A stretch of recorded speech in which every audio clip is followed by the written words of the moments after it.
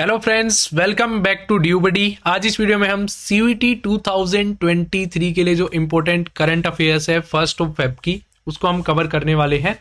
Video start करने से पहले मैं आपको बता दूं कि हम एक फ्री वेबिनार ऑर्गेनाइज कर रहे हैं 7th ऑफ फेब को शाम को 7 बजे, जिसके अंदर आप हमारे साथ कनेक्ट करके जितनी भी आपकी डाउट्स हैं सीयूईटी से रिलेटेड सारी डाउट्स क्लियर कर सकते हैं। 1-on-1 मेरे साथ आप जुड़ करके जो भी है पूछना है पूछ डालिए एंड जो भी आपकी डाउट्स है सारी क्लियर कर डालिए, ठीक है। जो आपको वेबिनार में अगर आपको ज्वाइन करना है तो ड्यूबडी ऐप की जो लिंक है वो आपको डिस्क्रिप्शन में मिलेगी, जाइए क्लिक कीजिए, ज्वाइन कीजिए। ओनली 100 सीट्स अवेलेबल हैं एंड पहले आइए पहले पाइए, first come first serve basis पे वहां पे आपको सीट्स मिलेंगी एंड ये बिल्कुल फ्री ऑफ कॉस्ट वेबिनार है। सो चलिए मिलते हैं आपको वेबिनार में। एंड जो हमारा करंट अफेयर्स सीखने का जो अप्रोच रहेगा वो मैं आपको एक बार फिर से बता देता हूं। हम डेली 10 से 11 क्वेश्चंस करेंगे करंट अफेयर्स के, जिसके अंदर ना तो आपको कोई नोट्स बनाने की जरूरत है, ना फिर आपको अपने दिमाग को परेशान करने की जरूरत है कि भाई आज तो मैं रट्टा मार के रहूंगा, आज तो सारी करंट अफेयर्स में ऐसे मतलब दिमाग में रट्टा मार के याद कर लूंगा।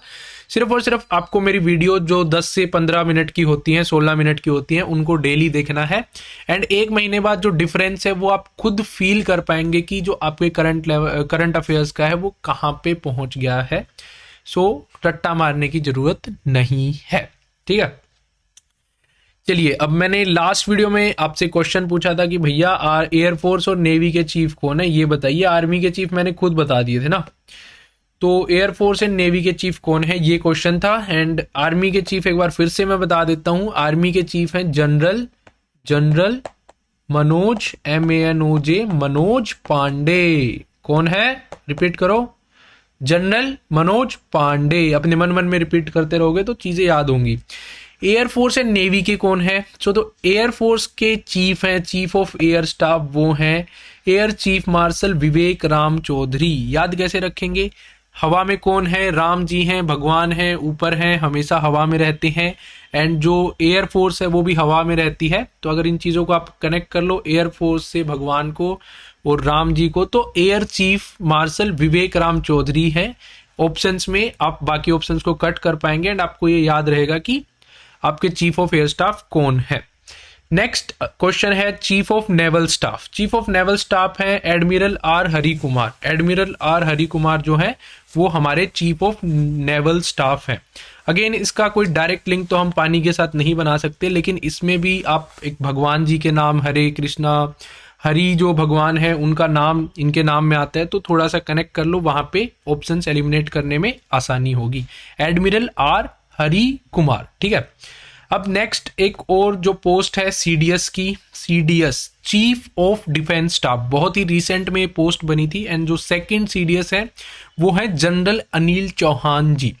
Lieutenant general Anil Chauhan, lieutenant general Anil Chauhan. बहुत ज्यादा इंपॉर्टेंट क्वेश्चन है। इनमें से किसी ना किसी शिफ्ट में इन 4-5 क्वेश्चन में से एक ना एक क्वेश्चन जरूर आपसे पूछा जाएगा एंड हो सकता है उस टाइम तक चेंज भी हो जाए। तो चेंज होंगे तो टेंशन मत लो, हमारे चैनल पे हम अपडेटेड आपको बताते रहेंगे। सो आज का फर्स्ट क्वेश्चन है कि जो who presents the economic survey in parliament. जो इकोनॉमिक सर्वे होता है उसको पार्लियामेंट में कौन रखता है? भैया ये इकोनॉमिक सर्वे क्या होता है पहले ये तो बताओ, फिर देखेंगे कि उसको पार्लियामेंट में रखता कौन है। तो देखिए यार, इकोनॉमिक सर्वे क्या होता है कि जो गवर्नमेंट की पॉलिसीज कुछ लास्ट सालों में रही, गवर्नमेंट ने बोला था कि हम ये पॉलिसी बनाते हैं, इससे वुमेन एम्पावरमेंट होगी, हम यहाँ पे इन्वेस्ट करते हैं, इससे इतना इंफ्रास्ट्रक्चर डेवलपमेंट होगा, इतनी जॉब्स क्रिएट होंगी। सो जो गवर्नमेंट की लास्ट ईयर में पॉलिसीज रही उनका एनालिसिस होता है, डिटेल्ड एनालिसिस, कि भैया जो पॉलिसीज थी उनका क्या इम्पैक्ट रहा, कहाँ पे हम खड़े हैं आज, साथ ही साथ आगे अगर हम ये पॉलिसीज फॉलो करें या फिर इन पॉलिसीज में क्या चेंज करें कि हम एक बेटर रिजल्ट दे पाएं। सो उसके लिए एक इकोनॉमिक सर्वे कंडक्ट होता है एंड इकोनॉमिक सर्वे को जो पार्लियामेंट के सामने रखते हैं वो होते हैं finance minister of India, Bharat के वित्त मंत्री हिंदी में हम बोलेंगे, जो इसको पार्लियामेंट के सामने रखते हैं इकोनॉमिक सर्वे को। एंड ये जो लेडी हैं इनका नाम बताइए, ये फिलहाल की फाइनेंस मिनिस्टर हैं इंडिया की, जिनको भी पता है कमेंट्स में बताओ। ये है निर्मला सीतारमन जी, निर्मला सीतारमन। सीता नाम को याद रखो, अलग से लिख रहा हूं, वैसे तो साथ में ही है, लेकिन ऑप्शंस को याद करने में सीता आपको पक्का याद रहेगा। राम सीता भगवानों से कनेक्ट कर लो, किसी भी चीज से कनेक्ट करना है, कनेक्ट करके चीजों को याद रखो। सीता और रामन, सीता रमन कभी भी नहीं भूलोगे, मेरी गारंटी है। ऐसे याद करना, सीता नाम आ रहा है ना ऑप्शंस में, बाकी दो मेल होंगे उनको वैसे काट दोगे, एक अलग फीमेल होगी उनमें किसी गॉडेस का नाम नहीं आ रहा होगा तो उसको वैसे काट दोगे आप, तो बचेगा कौन? निर्मला सीतारमन, फाइनेंस मिनिस्टर है फिलहाल इंडिया की। ठीक है, next question, when is economic survey of India released? Economic survey कब रिलीज हुआ है इस बार 2023 में? जो इकोनॉमिक सर्वे है वो जो बजट अपना आता है उससे एक दिन पहले रिलीज होता है, एंड ये रिलीज हुआ था इस बार 31 जनवरी 2023 को। ये डेट आपको याद रखनी है कि इकोनॉमिक सर्वे जो है 31 जनवरी 2023 को रिलीज हुआ था। ये आपको ये समझ लीजिए, थोड़ा सा याद रखना पड़ेगा। एंड अगेन मैं नेक्स्ट वीडियोस में रिपीट करते रहूंगा इन चीज़ों को कि 31 जनवरी को क्या हुआ था, 1 फरवरी को कुछ इंपॉर्टेंट होगा, तो उस टाइप से मैं आपको रिपीट करते रहूंगा चीज़ों को। Next question, who is the chief economic adviser of government of India? भैया चीफ इकोनॉमिक एडवाइजर होता क्या है ये तो बताओ। तो यार जो चीफ इकोनॉमिक एडवाइजर होता है ये वो पर्सन होते हैं जिनकी देखा रेखी या गाइडेंस के अंदर, जो मैंने लास्ट आपको बताया था फर्स्ट क्वेश्चन में, कि जो इकोनॉमिक सर्वे होता है वो इनकी देखा रेखी में प्रिपेयर होता है, ये हेड करते हैं, एंड ये ही पूरी चीज़ें उन चीज़ों को गाइड करते हैं कि कैसे चीज़ें होनी चाहिए, सर्वे कैसे कंडक्ट होगा। जो चीफ इकोनॉमिक एडवाइजर है वही गवर्नमेंट ऑफ इंडिया को बताता है कि आगे पॉलिसीज भी क्या बनानी है, कहाँ पे पैसे इन्वेस्ट करने पे क्या रिजल्ट रह सकते हैं, फिर गवर्नमेंट उनके अंदर से चीज़ों को चूज करती है। फिलहाल जो चीफ इकोनॉमिक एडवाइजर हैं वो हैं वी अनंता नागेश्वरन। कौन है? वी अनंता नागेश्वरन। देखो यार, याद करने का तरीका मैंने तो अपना खुद का बना रखा है, कुछ कुछ आप लोकल अपने भी बना सकते हो। नाग का मतलब हिंदी में सांप होता है, तो अगर नाग वर्ड को आप याद रख लो, नाग, इनके नाम में नागेश्वरन आ रहा है, नागेश्वरन। इसको कनेक्ट कर लेना ऑप्शंस में, कुछ आपको ऐसे नाग सांप उस टाइप पे अपने आप आ जाता है दिमाग में। अगर नाग वर्ड ना दिखे या फिर कुछ भी ऐसा वर्ड ना दिखे तो आप अपने आप समझ जाएंगे कि ये ऑप्शन नहीं है। तो एक बार अपने माइंड में कनेक्ट करके देखो, V Anantha Nageswaran, option elimination में पक्की पक्की आपकी हेल्प हो जाएगी इससे। नेक्स्ट क्वेश्चन है, इस साल बजट किस तारीख को पेश किया गया था? This year budget was presented on which date? This year मतलब 2023 में बजट कौन सी तारीख को प्रेजेंट हुआ था? बताओ भाई, बताओ। चलो जागो मेरे सोए हुए स्टूडेंट्स। 1 फेब को जो है हमारा रिजल्ट, हमारा जो है बजट प्रेजेंट हुआ था पार्लियामेंट के सामने। एंड ये देखिए यार, 2017 के बाद से 1 फेब की डेट है, 2017 के बाद से 1 फेब की डेट है। उससे पहले जो डेट रहती थी हमारी वो last working day of February रहता था, कि फरवरी का जो भी लास्ट वर्किंग डे होगा उस दिन बजट आता था। लेकिन 2017 के बाद railway budget plus general budget, जो भी हमारा जनरल बजट है, दोनों को मिक्स कर दिया, एक बना दिया दोनों को, एंड ये 1 फरवरी को आना स्टार्ट हो गया। ठीक है, आप इन चीजों को ध्यान रखो। 1 फेब को आता है रेलवे और जनरल बजट, दोनों को एक करके 1 फरवरी को रिलीज किया जाता है। ये पूछ सकते हैं आपसे कि रेलवे बजट को कब क्लब किया गया, किस तारीख, कौन से साल के बाद 1 फेब से जो है कि हमारा बजट 1 फरवरी को आने लगा, ये क्वेश्चन आपसे पूछा जा सकता है। As per the economic survey 2023 या फिर 2023, India's economy to grow by -% in 2023-24। 2023-24 में जो इकोनॉमिक सर्वे है उसके अकॉर्डिंग जीडीपी कितना ग्रो कर सकती है? देखिए, फिस्कल ईयर की बात होती है, ये फिस्कल ईयर FY 2023-24 होगा। ये फिस्कल ईयर क्या होता है? जो साल आपका 1 अप्रैल से स्टार्ट होता है, 1 अप्रैल से, एंड 31 मार्च तक होता है आपका फिस्कल ईयर। 1 जनवरी से स्टार्ट नहीं होता है हमारा। वैसे तो नया साल हम 1 जनवरी से स्टार्ट कर देते हैं, लेकिन जो फिस्कल है वो 1 अप्रैल से शुरू होता है, 31 मार्च तक चलता है। कब से स्टार्ट होता है फिस्कल ईयर? 1 अप्रैल से कब तक? 31 मार्च तक वो चलता है। तो जैसे कि अभी कौन सा फिस्कल ईयर चल रहा है, कोई पूछे तो अभी चल रहा है फिस्कल ईयर 2023। कब खत्म होगा ये? 31 मार्च को। फिस्कल ईयर 2024 कब स्टार्ट होगा? 1 अप्रैल से। 1 अप्रैल से फिस्कल ईयर 2024 का आपका स्टार्ट हो जाएगा। ठीक है, कोई डाउट है कमेंट्स में पूछ लेना, बाद में भी मैं आंसर दे दूंगा, नेक्स्ट वीडियो में लेके आ जाऊंगा उस डाउट को। Budget is first presented in which house? देखिए पार्लियामेंट के कितने हाउस होते हैं, फटाफट कमेंट्स में ये बता दो। एंड उन हाउस में से कौन से हाउस में पहले बजट को प्रेजेंट किया जाता है? चलो मैं बताता हूं। लोकसभा के अंदर पहले जो बजट है उसको प्रेजेंट किया जाता है, उसके बाद राज्यसभा के अंदर बजट को प्रेजेंट किया जाता है। अब लोकसभा के बारे में 2-4 इंपॉर्टेंट चीजें हैं जो आपको जान लेनी बहुत ज्यादा इंपॉर्टेंट है, एग्जाम में आ सकती हैं। कि जो लोकसभा है उसका दूसरा नाम क्या है? हाउस ऑफ द पीपल भी हम लोकसभा को बोलते हैं। राज्यसभा को काउंसिल ऑफ स्टेट्स भी बोलते हैं हम, council of state, COUNCIL of states. आपसे पूछ लेंगे कि भैया राज्यसभा का दूसरा नाम बताइए, लोकसभा का दूसरा नाम बताइए। नेक्स्ट ब्रैकेट में आप देख पा रहे हैं, ये बताओ भैया लोकसभा में टोटल सीट्स कितनी है? 543। लोकसभा में टोटल सीट्स 543, पहले 545 होती थी। 2 एंग्लो इंडियन जो नॉमिनेटेड होते थे अब वो नहीं है, तो 543 आपकी सीट्स हो गई हैं। एंड जो राज्यसभा है, राज्यसभा की टोटल 245 सीट्स हैं, जिनके अंदर 233 जो आपकी सीट्स हैं वो हैं आपकी इलेक्टेड सीट्स, एंड 12 सीट्स आपकी नॉमिनेटेड है। नॉमिनेशन करते हैं president. Who nominates? President nominates. ये क्वेश्चन आपसे पूछा जा सकता है कि नॉमिनेशन कौन करता है। सो जो प्रेसिडेंट ऑफ इंडिया है वो नॉमिनेट करते हैं, प्रेसिडेंट ऑफ इंडिया है वो नॉमिनेशन करते हैं। आपसे ये पूछ लेंगे। साथ ही साथ आपसे ये भी पूछा जा सकता है कि जो अगला क्वेश्चन है वो चलिए छोड़िए, अगले क्वेश्चन में ही कवर कर लेंगे उसको।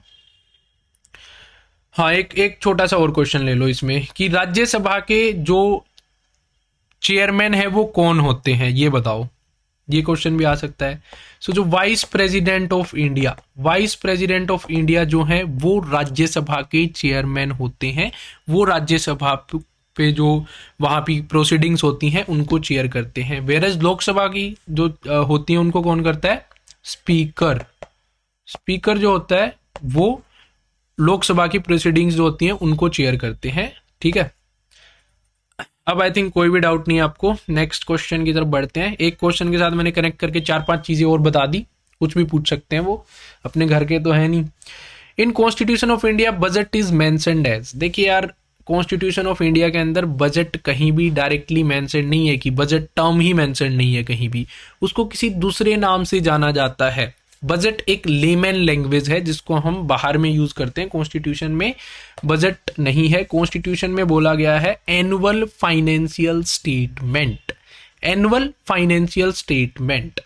बजट के अंदर होता क्या है वो थोड़ा सा मैं आपको आइडिया दे देता हूं। बजट के अंदर ये होता है कि भैया आपके घर के बजट में जो होता है कि पैसा आएगा कितना, कहां से आएगा, कितना पैसा आएगा, ये बजट के अंदर होता है।